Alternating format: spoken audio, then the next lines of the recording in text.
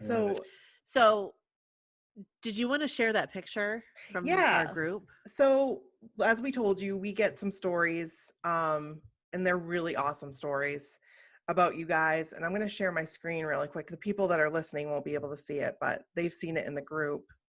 Share my screen.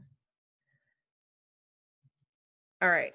So we've had a lot of people that met your dad. The old man. And the stories, I just think it was so awesome of him to be like, Yeah. hey, let's take a I mean, look at him. So this story is from Jennifer Sexton, and she said she was going through old photos and found this gem. Me and Mr. McIntyre on his front porch in Jamaica Plain. I believe it was around 1990, 91. And then she goes to say, I was on vacation with my parents in Boston, and I had seen Joey's house in one of the new kids' books. My dad said, well, let's see if we can find it.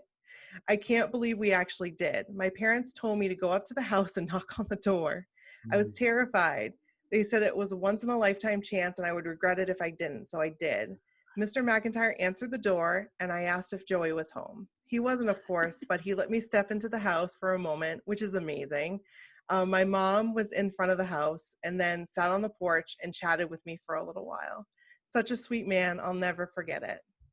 So we just wanted to share that with you because that is just the sweetest thing in the world. Yeah. He's there's a lot of those pictures out there for sure.